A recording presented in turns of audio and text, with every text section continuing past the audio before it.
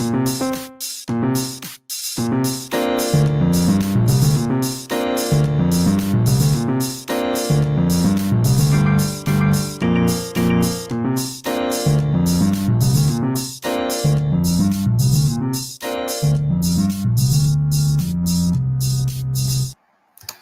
and welcome back to another week of the All In Podcast with Bad Beat Bryce and Ryan the Rock. This is our third week of Women's Month, and we are very excited. How you doing, Ryan? Hey, man, I'm doing really well. I'm really looking forward to after this. If you guys are all interested in playing some 1-2 with us, maybe possibly getting a hand history on the podcast with us, go ahead and check out at Bad Beat Bryce on Instagram. Go ahead and shoot Bryce a quick DM, and we can get you into our little app. So if you want to play with us, you can.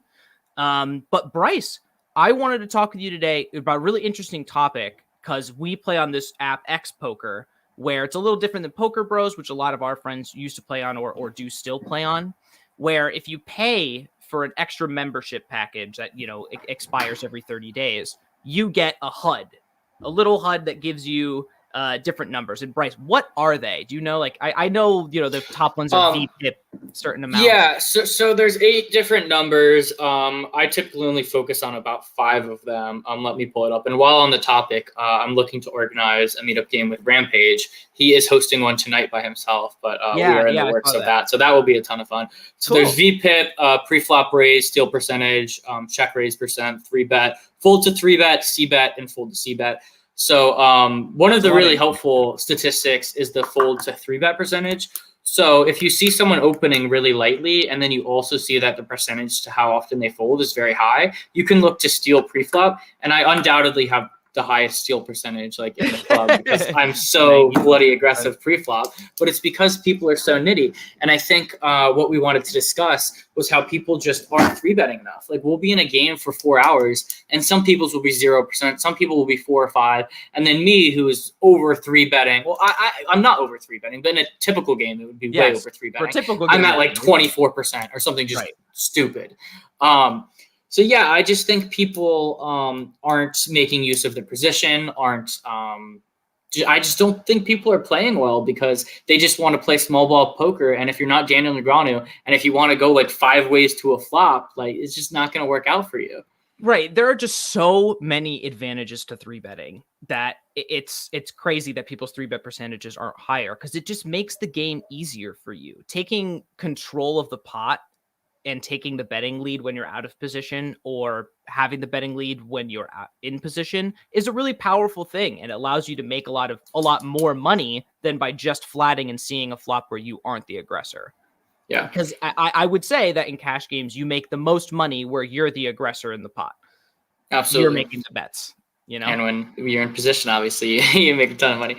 But so I think that a ton of people are just 3-betting literally the top 5% of their range. And when they're not polarizing and when they're not 3-betting the 6-8 suited, the wheel aces, they're just too exploitable. And whenever they 3-bet, if their 3-bet percentage is 5% and you have a less than marginal hand, it's just such an easy fold. And they're not doing it at nearly high of a frequency for it to be even remotely profitable. Right. So yeah, I think that's something that a lot of amateurs don't necessarily understand. And I think sometimes people get frustrated when they're playing such a tight game. And they're like, oh, how are these fish winning?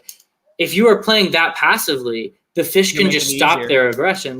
The other day, I hadn't played a pot in literally 50 minutes, and I 3-bet pocket threes to $65 in a 1-2 game because I hadn't played a hand, and this guy was literally VPipping 45%. He had a 2K stack, and there was a flat behind me. There was a raise to 15 to flat, late position he raised, and then out the big blind I literally just pop it up to 60, and they both fold. He's like, oh, this man hasn't played a hand all day. I was using my table image, but I think a lot of people, if you upped your 3-bet percentage from 5% to 10%, you're gonna still get respect from me. So yeah, I just think that people need to very much increase that and understand the importance of it, as well as just opening up your range, because if you have a too condensed range, you're just way too exploitable. You and I both know this. We've seen this happen before where amateur players will play off of one chart. They'll play off one opening hands chart and one 3-betting hands chart. That is not the way to play poker. That is very level 1 thinking about these are good hands and these are bad hands. I am not going. to level 2, which is position, that's when we really get interesting. And that's where people have issues with adjusting their 3-betting range. Dude, so I'm not going to call out who it was, but someone messaged me day 2 of like a $500 tournament. And they're just like, hey, like, can I get some charts? And I'm like, what? They're like, can I just get like a chart for like what hands I should be playing? I'm like, first of all, you're a poker vlogger. Second of all, like, do you want a chart from like every single position for like 6 max, 9 max? What are you playing? Pokercoaching.com. How do you not have something remotely constructed? When it's not like it's your first time playing, like you're playing this like mid-stakes poker tournament. You're on day 2 and you're a vlogger. I was just dumbfounded. And if you see this message, I'm not trying to roast you too much. It's good you reached out for help, but that's probably something you want to study. We need to build from this is the bottom line. Absolutely, yeah. But do you have any other things to say on the topic before we introduce our amazing guest? I would like to introduce our amazing guest, if you don't mind. Awesome. Please do the honors. This week on the All In Poker podcast, we feature yet another fantastic female from the poker world. This week's guest is a graduate from the University of California, Santa Cruz, recently wrote a book titled A Girl's Guide to Poker, in addition to writing for the Wall Street Journal, Los Angeles Times, D&B Poker, and Cards Chat in previous years. On top of all this, Amanda Botfeld is also a senior instructor and curriculum coordinator for Poker Pow Her. We're excited to talk to her about women in poker, writing her book, and much more. Without further ado, let's welcome Amanda to the podcast. Hello. Hi, Amanda. Hey, thank you for the fabulous introduction. I was like, very welcome. Me? All right, cool. We're very excited to have you on. Oh, thank you. Likewise. You want to kick us off, Ryan? Yeah, I wanted to start off by taking you right into one of the concepts from your book. So one of the most difficult poker concepts for me and a lot of people is seeing the entire hand as a story. Taking all the streets into account when making a poker decision is like an incredibly difficult concept especially for beginning players. Are there any tips or tricks you have for poker players on when they get to river decisions and are just overwhelmed with all the information? Absolutely. It's funny because, the first time that I realized how powerful it was to think of poker as storytelling is I was hired to teach poker for a bachelor party. So it was like they were having a bachelor party and they didn't know what they wanted to do. Half of them were married and they didn't want their husbands or boyfriends to go out to a club. So they're like, what if you did a poker event? So they hired me to do this poker workshop. And that's where the whole workshop was on poker storytelling, because they were all kind of guys that were amateur players that like they knew hand rankings and they kind of knew like how to play, but not how to play well. Okay. So what could I say in this night? And then they had a poker tournament that would actually make a difference. And there was one guy at the workshop and he didn't even want to come. And he was like, I hate poker. I hate this game. And by the end of it, he was like hosting their next event. Right. And he was like, it was the poker as storytelling that made the difference, because for a lot of people, poker is random. They just, or what I also say in my classes, I say poker, people think poker is bingo. They think you get 2 cards and you're trying to hit. Right? That's what they think. You got the Jack 7 of diamonds and you're hoping to hit a straight flush. And when you start even just making that mental shift in your mind, okay, what story am I telling? Right. That's going to open up so many things in your game, starting with like table image and perception. And then, okay, the story I'm telling is that I have a good hand. Well, therefore, maybe I should bet bigger. The story I want to tell. So when you start to it's like a ripple effect. So even just making the decision of just saying, what story am I telling? Because a lot of people, we've all played poker players who have no idea how they're being perceived, how they're coming across. They have no awareness. And you're like, where do I even begin? Right. And I think where you begin is you ask them, what story are you telling? And they're like, wait, what story am I telling? And all of a sudden, that's a way to take poker from random to organized. So literally just asking the question will start to get you thinking the right pieces. Right. Because I feel like that concept is super important. People see a lot of poker as like math. But no, there is like very much so a lot of storytelling and trickery to it. Like that's part of the strategy. Absolutely. And then if you're going a little bit deeper, if you're trying to figure out if someone's story makes sense, think of, what are they trying to represent? Would they actually play this hand that way? Yeah. So like I was in I know you do hand histories in this vlog, so I assume your audience is cool with that, right? Yeah, absolutely. So cool. It was my very first poker tournament with my dad. Okay, it was like I started to learn how to play poker, right? My dad plays poker, and so it was our first poker tournament together. I was back home in LA, and it was like a Memorial Day daily $120 tournament at the Hustler Casino in Los Angeles. Yeah. And I got to the final 5. Unfortunately, my dad did not, but he did pretty well. He was railing me, and we just decided not to make a chop. This one kid was adorable. He looked like a Backstreet Boy, like he just turned 21 the day before, right? He's there to make a move. He's like, I don't want to make a chop, right? Okay, cool, bro. So I remember this hand, and I think it really brought home the idea of storytelling. So I raised King Jack, and he defends in his big blind. All right, and he's the short stack, and he's going all in a lot before the flop. So you already eliminate any ace from his range, given this player. Okay, he calls. The flop is 9-7-2. Okay. 2 diamonds. Okay, I do not have a diamond.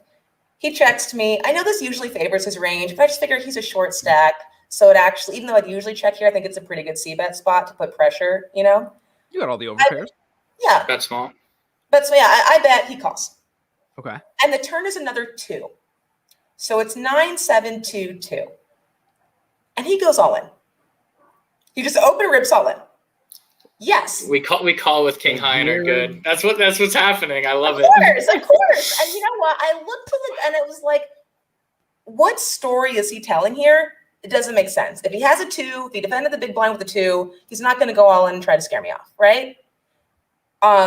If he has a 9, he's so short stacked, he's check shoving that flop. Right. Absolutely. Wants protection. Right, exactly. And I looked to the guy next to me. He's this like curmudgeon-y old man that always plays these tournaments, Jerry. And I turn to him and I say, I'm calling thinking I have the best hand. Knowing, and our stacks would have flipped. I was in first or second, and he was the last, and we would have done a flip. And I was like, this better be right, because this is my dad. I hope he doesn't think that I just call with, I can't pull the king high. But I called and I said, I'm calling you because I think I have the best hand. And he had 8-6, which makes all the sense in the world, right? It was 9-7-2-2. He had 8-6. Fortunately, he didn't hit the river. That's the most important part. There you go. Yeah. Right? But that's a clear example where his story did not add up. It made no sense both on the actual cards and then this kind of guy's personality. I feel like you shouldn't have told them that, like, oh, I'm making this call because I think I have the best hand, because then the rest of the night, just look like a donkey. I call. This is bingo. King high. Boom. Money in. I think people at that, like, I can be on my A game, on my Z game, and I think people make an opinion about me based on me, and they just hang on tight. Yeah. It's like, it takes a lot. And obviously I'm a woman playing poker and there's a lot of stereotypes, but my dad, he played poker in college and now he's 64. And he says he has had to completely change his game because people perceive a 64-year-old man very different than when he was in his 20s, right? And he said all of a sudden he has to bluff like crazy because no one thinks a 64-year-old guy is going to always be bluffing. And I think a lot of the perceptions that people have about like seniors are a lot of the same perceptions that people have about women, passive right. All time. Right. Yeah. I'm always going to check my big blind. That's all the dealers think. So, right. Yeah. So the last 2 weeks of female poker guests really have exemplified this fact of like just how unequal the poker world is. And, Bryce shared this tweet this morning that was really true. Is that the most untapped market in poker is clearly women. If it's 96-4, clearly the biggest untapped market is in women. How do we get more women to come to the tables? Absolutely. I think the biggest so most people, they learn poker through a friend or their family member, right? If you don't know someone that played poker, you're a little bit SOL. Yeah. Right? You're totally right. If I hadn't found this guy, I wouldn't be playing poker. 100%. It's most people. My bad. They don't learn poker from a book, right? That's why I wrote my book, because I tried to learn it and everything was too confusing for me, or they don't learn poker from a website. So if you don't, obviously I work for Poker Power. We're a community organization teaching women. I have my book. If people want to, I did my best. Link will be in the description. Check it out, guys. Oh, you do? Yes. Oh yeah. Yeah. The description for sure.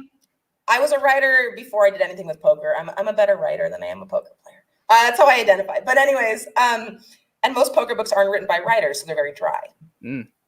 So I think we need to have more more easy access points for people. The tournament, other than a ladies' event, where I saw more women enter than ever. I was at Planet Hollywood, also with my dad, and it was a tag team tournament during the World Series of Poker. And it was just advertised as a tag team tournament, and it was about 30% women, which is really high for a poker tournament. For tag team for tournament. me, that just shows that they're too uncomfortable to enter on their own, But if you have and also, $120, if you're splitting it with two people, 60 each, then then it's it's more approachable, right? For just kind of recreational people. So a lot of them, they have their boyfriends or two of their girlfriends. They thought they knew how to play. And so just having stuff like that, where there's just an easier entry level and easier start point, I think is what needs to happen. Right. Poker. Oh, and absolutely. That's like that. That's a really because the minimum game, if you go to a casino, typically is 1-2. I mean, sometimes there's 1-1 games or whatever it is, and sometimes people just don't have that extra income to just come and buy in for $300. Whereas online, there are these cheaper buy-ins, but if you just start online, there's a good chance you're going to get crushed. A lot of these pros have HUDs, and maybe if you're just playing in literally micro stakes, they might not. But still, the rake is ultra aggressive at those stakes, so it's hard to be profitable. And if you're not making money and you don't even have that social aspect, it's not going to be fun. So I definitely agree, and I think that tag team event is amazing, both in the sense that you have a little bit community and just have a partner. I think Johnny Vibes actually put a vlog out where he had a tag team event. I think the guy actually ended up busting in the first level with second up. He had king 5 of clubs and called a 4-bet pretty fun, or just something ridiculous. They seem like a ton of fun. Ryan and I will definitely be doing one in the future, but appreciate the insight there. Our next question for you. Oh, sorry. Yeah, sorry, that's it. What was that? That's my solution. Tag team tournaments. Okay. There we go. So my next question for you is, I am certainly interested in the future of breaking into the poker media world. Could you describe how you got involved with Cards Chat and other poker organizations, writing for them? Obviously, you have a writing background, but how did you end up becoming a poker writer specifically? Sure. For getting my book published, it was really unique because someone was like, why don't you just email the poker book publishers that you already read? And I was like, sure. And I sent 2 cold call emails to the 2 biggest poker publishers. I just Googled them, and they both wanted it with an initial manuscript, which is really, really, really rare. Yeah, but again, it's amazing. Thank you. But I had been working as a writer before, and I did have a writing resume. In terms of Cards Chat and Poker Power, they all kind of came to me. I think my publisher put me in touch with Cards Chat, and someone saw in a women's poker Facebook group about my book. But, if you want to break into poker media, you kind of need to put yourself out there. Just even the way that you contacted me. I recently, I stopped updating a LinkedIn, and I was like, you know what? I should update my LinkedIn. Yeah. And then about a week or 2 later, I heard from someone at the Triton Poker Series. And they contacted me via LinkedIn. And now I sent them right. And I was like, they're like, have you heard of the Triton Poker Series? I was like, have I heard of you? Yeah. I use your footage for my classes. Let's talk on beginners program. So we're now in a conversation. So I think you really need to as simple as it sounds, tell people what you do. And you also need a little bit of an angle, something a little bit different so that you do. Obviously, I don't even know that my thing is that it's become women's poker, but when I really first wrote my book, it was just poker made easy for beginners. It wasn't necessarily even about women to start off with. It was just something I wrote in my own voice, which happens to be Legally Blonde meets, meets Rounders. Yeah. Amazing. Well, I go to poker tables. People call me Molly, Molly's Game. That's incredible. Yeah. So, I was just kind of an example of be yourself. Right. And you know what? Bringing it back to the book there, you describe writing the book as having the same logic as the equation 2 + 2 = 7. how long did it take you to write your book, A Girl's Guide to Poker, and what were the biggest lessons you took away from it? I guess to tie it back to regular poker, where your fundamentals are everything, it was once I finally was able to figure out my outline, then it kind of fell together. It took me about 6 months to write, but It was like I was really, really focusing on it. Like I was spending like a few hours a day.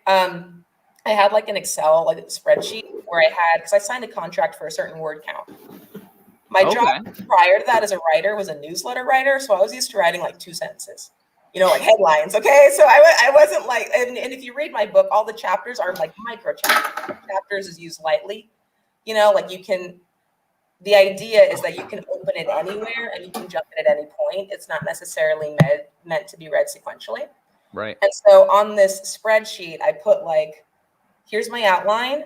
And in one column, I had my estimated word count, what I thought that chapter was going to be. And the other one was what it actually turned out to be. And I would try to get them to match. That's awesome. What I mean? That was my process. I honestly love it because for me, books written by journalists are always the easiest to process because you put out the information so matter-of-factly. So yeah, I'm really interested. I'm gonna have to read this book. I have to buy it at least for my girlfriend. Yeah. My career, I was working in DC and I was working in Middle Eastern foreign policy. And my job was to write a newsletter about what's going on in the Middle East. My specialty was the Israeli-Palestinian conflict for 30,000 subscribers. And so my job was to make all that simple and fun. Right? It was like, how do you convert, right, peace in the Middle East into a bullet point? Fun. Simple and fun. Those are 2 words that don't go with this. Around the Iran deal, like that when I was working sounds there. difficult. Well, have you tried writing about poker? It's harder. So the stakes are, the stakes are high in both, but it was like, that was my skill set. And when I got hired for that company, I said, who I see myself as someone as a translator, someone who can make hard stuff simple. So I think that was kind of already my niche and skill set. Oh, there it is. Oh, thank you. We've got a plug. Thank you. But my next question is a little off topic, but it slowly become my favorite question. What is the most interesting or craziest thing you have seen, whether it be in a casino, in poker? There's been a ton of interesting answers thus far. The craziest thing I've ever seen. I don't know. It is a pretty good story, the one you told. Yeah, the one you told about. This guy in LA, and we kind of hit it off, but he was like visiting from Ireland, and he asked me out, and he was a poker player, and I was like, I didn't want to go out, and it was like we exchanged numbers and we talked, but it didn't really turn into anything. Got you. 3 weeks later, it's my first time in Vegas since learning how to play poker, and I could have walked into any casino in Vegas, right? And I walked in, and there he was. And 3 years later, we're now still together, living in a relationship. But yeah, and so okay, that's the best story. That's the best story. What? And my eyes, and the finale of my book is it's your guide to dating poker players. And it's I walked in, I was like, what's up? It was like I did not expect to see him there, but I didn't win that night, but I felt like I hit the jackpot. Yeah, you did. You won. Yeah. Love a good cliche. Yeah. So I met my boyfriend. I walked in, and of all the card rooms in Vegas, there he was. There you go. That's amazing. So one last question for you, because I know we have to let you go because you're in a bit of a crunch. So the last question for you is: you've been with Poker Power for almost a year now as a senior instructor and curriculum coordinator. Yes. Tell us a little bit what it's like to coach your students and see them grow and succeed. It's amazing, and it's such a. I'm just now starting to see their success. So we had like one woman, and she'd been with me for a few months, and she entered a tournament, a charity tournament, and she won it for $5,500, and she's never even done it before. Wow! And then I have another student, and she's in Poker Power, but she also does private tutoring sessions with me. And she deposited $50 online onto a Poker Bros account, right? And she did well in this $2 tournament, and it's been about almost 6 months, I want to say, and she hasn't had to redeposit. Wow. Yeah, and she's got like several hundred in her account. So that's been pretty exciting. And I would say the most exciting, like the best thing that anyone ever said, one of my students, is they said, you know what? After I graduated college, I felt like no one ever wanted to challenge me anymore in life. And I felt like poker, it was like I was totally overwhelmed, but I felt like I got to use my mind again. And the same woman, she also said, and I do need to run a minute, but on this a happy ending note, she said, you know, because she has like a business with her sister, a marketing firm, and she says, I've gone to all these women's conferences and they got me so down, and I just felt like here are all the obstacles that face women. And I felt like when you're in poker class, it is like actionable advice. You know, you have a chance to practice confidence and aggression and how you're coming across and putting together data points every single hand over and over. And I feel like that's what it's like to actually be empowered and making logical decision making. I love that. Absolutely. Well said. Well, we will be sure to advertise your book in the description. Thank you so much for coming on today. We loved having a conversation with you. You're an amazing guest, and hopefully stay in touch. Oh, please. Yeah. Anytime. Love you guys. Okay. Cheers. Thank you very much. Have a good one, Amanda. Bye. All right, we have two or three hand histories for you guys. Very happy to be able to have Amanda on the podcast. If you guys need any coaching or want to check out Poker Power, both Abby as well as Amanda can definitely assist you with that. So make sure to reach out to them. And if you've got any ladies in your life, who you think might like the game of poker, recommend them just the book. Just send them the link to the Amazon. We'll put it in the description. Send it to them. You never know. You could get. Maybe they were going to win a WSOP bracelet and give you a little bit of money in a few years. You never know. So I'm very excited to talk about this hand. And normally I don't know the results of hands. I do know the results of this hand. I also, you put me in the game. Yeah, I'm in this hand. Yeah, hey, there he is. But yeah, this is our 1-2 game. If you guys want to play, it gets very deep, as you can see. This is just the start of the night, too. But oh my God. So folds around a crystal low jack, very, very standard open. There is no ifs, ands, or buts. Don't limp. You're opening this. This pre-flop action is important, so pay attention. We get a call from the hijack. Bryce flats in the cutoff. What a fish. But Buddy must be so weak. Buddy must have queen so weak. And we get a flat from the big blind. I think I actually had like deuces through fives, which makes sense. But, okay. So, oh, shoot. Let's go back. You just spoiled. All right. So we go four-way to a flop. Pretty favorable flop. We flop bottom set on a very, very wet board. Yeah, this is like very coordinated board. Coordinated. So we're looking to c-bet this literally 1,000% of the time. So when it's checked to us, I think considering there's four people in the hand, I size pretty big. Yeah. I think I go like 21. Yeah, I would say 21, like 22. A little bigger, I think, is probably the right size in here. You have so much to protect against in every absolutely. Like the only nut hands that are beating you are six combos of sets, and that's not a whole lot. Yeah. There's a lot more that's going to float you or call you with worse, and you're in a great situation. So absolutely, we do in fact put it bet at 22. Perfect. I love the sizing. We had a call from the hijack. Bryce the fish gets out of the way with his pocket threes. And we got a big old raise. Well, I mean, pretty standard raise size, I would say, going 4x here with a flat in between, up to 88. This is interesting. I think this is a ton of combo draws. Oh shoot! I don't think he has tens or jacks here ever. Yep. Do you think he raises 10 jack here? I think the answer is absolutely yes. Yep. I'm only mentioning that because Chris thought that this looked like overplayed. Potentially 10 jack, but that would be on the turn, not on the flop. But do you think this is an obvious call? Do you think we can raise here ever? What do you think? Wow, that's interesting because I think obviously we're not folding. Where we're so deep though is the problem. Like what because we're so deep, you could consider a raise, but like I don't know, like what would you raise to? I think we look to call because it also potentially incentivizes Jim Cross, even if it's just him having a 9, him having a backdoor. Just if he has any equity in the hand, I think we hope for a blank on the turn and just get the money in. And then just bomb it. Yeah.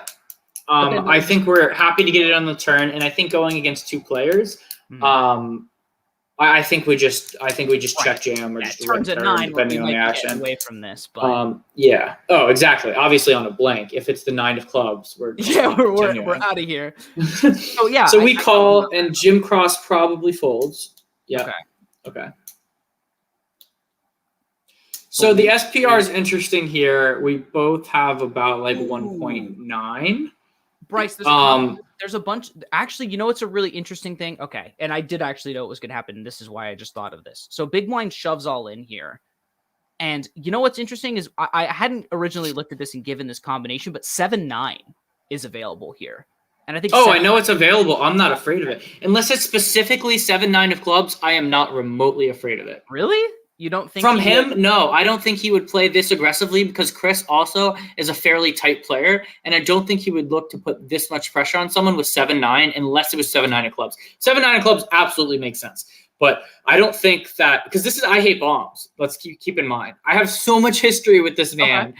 And when he said, I just think this is a fold, I think this is just 7-9 or a set way too often. I was like, a set? I was like, pre-flop, we raised to 7, and he didn't 3-bet. 10s or jacks are 100% incentivized to 3-bet out of the big blind, at least most of the time. Even if he thinks you're a tight player, we still should be 3-betting that a large percentage of the time. I see a lot of what you're saying. So we're afraid of 7-9 or 9-jack, but there are so many combinations of things that I think King Queen, although I think King Queen of clubs also could be a 3-bet candidate. But I think he has a ton of club. Like if he has Ace 9 of clubs, I think that makes absolute sense to do this with. Yeah, that does. Because so I think there are plenty of bluff hands, and I think 7-9 I'm honestly not afraid of. I'm way more afraid of the Queen 9.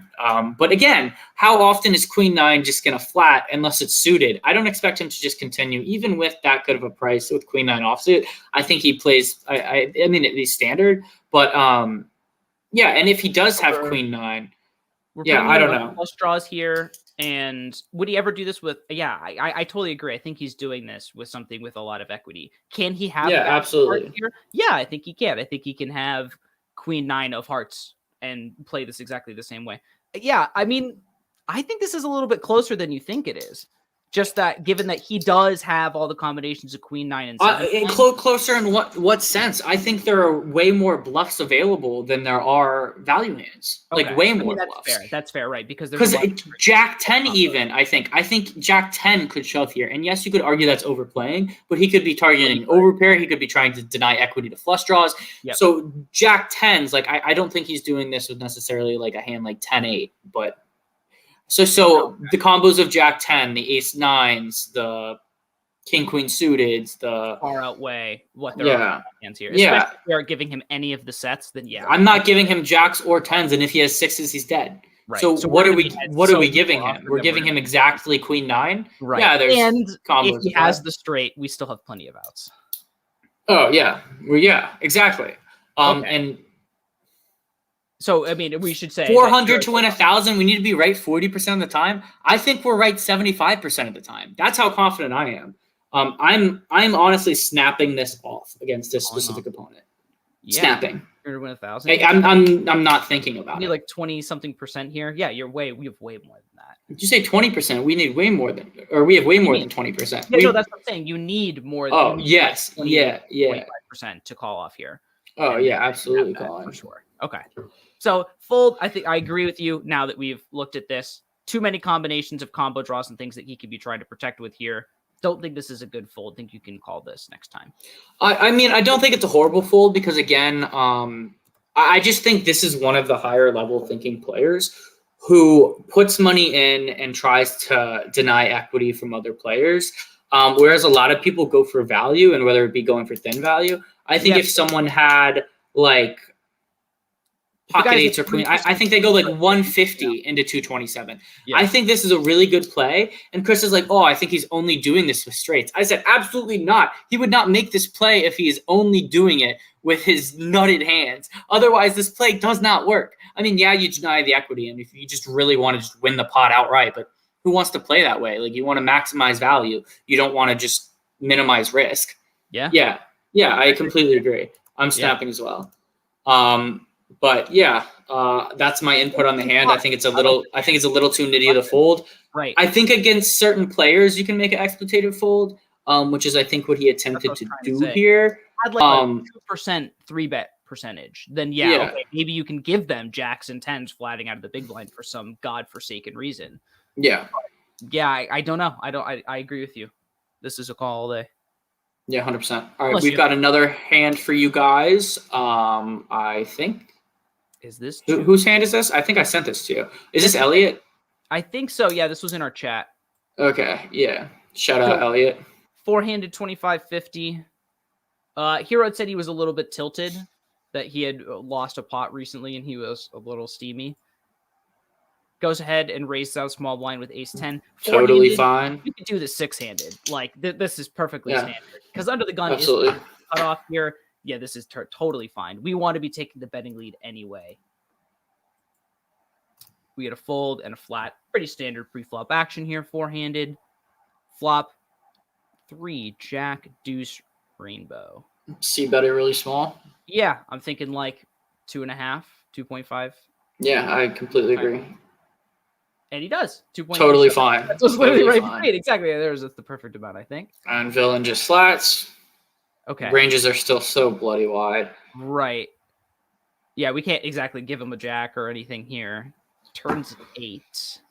Yeah, so I actually like to check this card because we're really only repping a jack specifically, and I think villain has more jacks. And I mean, that not just that. We could also be repping over pairs and all that good stuff. But I just think we should check partially for pot control. Also, if villain is calling the flop, I think with a lot of his floats, he might just call this turn.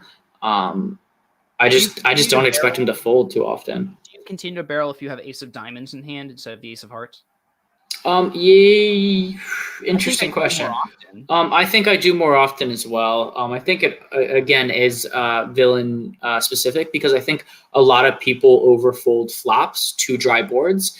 They're just like, oh, my like king 10 of hearts didn't hit, but like you have to call with king 10 of hearts on this board when they size 20-25%, and a lot of recreational players do not. So I think it's very villain dependent on whether or not I bet this board. But I think I check against the players that I've been playing against for the most part. I think against a higher level player, it just depends. I just don't like. I'm checking. I'm checking. As 3 barrels here, you know. No, I agree. Don't see this. And I think that was my main issue with how this hand plays out. His, like we were talking about storytelling, his story does not make sense when his river pops up. And so we're betting this amount, and so what are we repping here? We bet 7.94. Are we repping the ace jack? Are we repping the overpair? Are we repping the ace 4, ace 5 suited? So I honestly think that a smaller bet might have been in order on this turn. Do you think? I'm checking, but I think this is too big for if we are gonna bet. Tens. I'm just checking for pot control. This board does not hit us too hard. Right. Because and considering we're not with this particular hand, if we're not going to be going with the triple barrel, we probably shouldn't be betting turn here anyway. So we get a call. River rolls off. So this is a really good card for us. And if we check turn, I'd like a check turn and then a bet here. I think the fact that now we're betting here, what are we repping? Exactly king jack? Are we repping ace king or king queen? Like, I just don't know what bets 3 streets here that doesn't look bluffy as hell. Like, I just think turn that goes for value now. No, I'm saying if we check the turn and went for value, that would make more sense than betting the turn and then again going for value on the river. What kings are we repping? Are we going to bet the 10 jack on this river? Now I see what you're saying. If we go check, so we elect to bet here, and the king is a good card for a range, and I don't think this is a horrible bet by any means. I just think in terms of telling a story, this doesn't make sense unless we literally have pocket aces, pocket jacks, king jack, which obviously we aren't going to have that frequently. And we end up getting snapped off by, I believe, pocket like 4s or some crap. Yeah. Literally snapped, he said. It wasn't even a decision. So I think that's really interesting. Villain was not having your bull crap. Yeah, I actually think Villain might have believed it more if it was an undercard on the river. If the river was like a 6, even though there's just jacks and 8s and 6s that beat him, I think he'd believe your story more because you literally went bet flop, bet turn, bet river, where an overcard came out on the river. Like, why are you betting turn if you don't have a jack just to go for value again? It just doesn't make sense unless you have like king jack, pocket aces set, whatever. So yeah, I don't really like betting 3 streets here. It's not horrible because the king is a good card for our range, but I don't like it. It's not a good card for our story. I really like. Yeah, exactly. If we check back on the turn, then we might have some king X that we're just hoping to hit on the river. But because we bet turn, like the only king X we can have there is king jack. Absolutely. That's so interesting. Okay. Yeah. Listen, I like this hand too. It's my 2 cents on it. This has been a pretty short episode, but had a lot going on in both of our lives. Get ready for our 1-2 game in a little bit. If you guys want to play in the game, feel free to hit me up on Bryce on Instagram or Telegram. There's high hand promotion from 8:30 to 11:30 Eastern. There's also a Zoom call. Rake free sit and goes. It's a good time. Come have a beer, have a glass of wine, whatever it may be. TJ will be there. But yeah, definitely hit me up if you'd like to join that. Yes. I actually left my poker hat in the car, and I'll show you guys just for show. My hair, Ryan, I don't know if you've seen. I don't think you have. I need a haircut. I'll show you guys just this once. But the fro is it's in order. Yeah, that needs to go. Oh, yeah. I just moved to Texas and have not had a chance to get a good barber. TJ hit me up. But yes, a big fan of Patagonia, everything they do, and their looks. So, yeah. Anyways, make sure to like, subscribe, comment, all that good stuff. Share with your family, share with your friends. Please do.